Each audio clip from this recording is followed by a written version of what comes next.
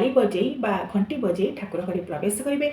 ठाकुर घर प्रवेश करने पर ठाकुर घर को भल भाव परिष्कार करदे पोछीदेवे एवं जहाँ जहाँ आपंकर ठाकुर बासन थी जदि पूर्व रात्रि माजिकी रखिथे भल कथा नचेत गाधे सारापर आपने माजिपारे। प्रथम जहाँ जहाँ ठाकुर पूजापी आवश्यक सामग्री ताकू सजेकी रखिए। नित्य व्यवहार्य पितलर सामग्री तंबार सामग्री जहाँ जहाँ ठाकुर पूजापी आवश्यक बासन कुसन यह सबको भल भाव परिष्कार करेंगे। ठाकुर को स्नान कराइवाई जल को प्रस्तुत करेंगे एवं से जल किछि गंगा जल कि चंदन कि जायफल कर्पूर एसबू को पकेबे एवं दुईटी बाल्टी ढाल रखिए। गोटे रखिए देवता मानकर स्नान पाई जदि आप मूर्ति रखुच्च घरे आउ गोटे रखिए देवी मानकर स्नान पाई।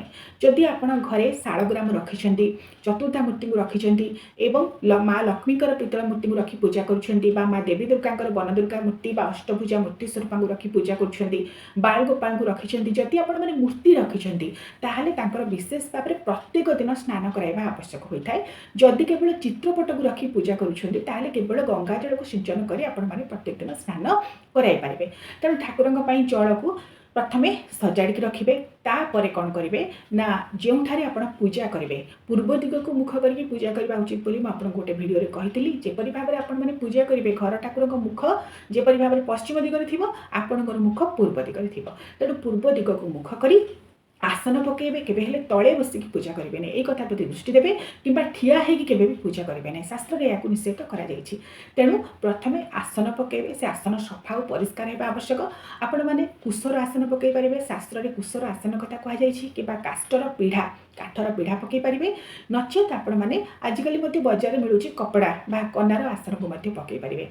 आसन पकईकि निजे बसवा पर प्रथमे निजको शुद्ध करेंगे। आपण मैंने तो गाधेकी आसीथिबे गाधेवा द्वारा शरीर शतकड़ा 100 भाग शुद्ध हो जाए बोली मते विश्वास करा जाए। तेबे जेहेतु विधि रही कौन करेंगे ना जो तंबा पात्री आचमन पात्री आपण मैंने आनीथिबे जल से जल किछि निज मस्तक सिंचन करेंगे 3 थर श्री विष्णु श्री विष्णु श्री विष्णु बोली कहिबे।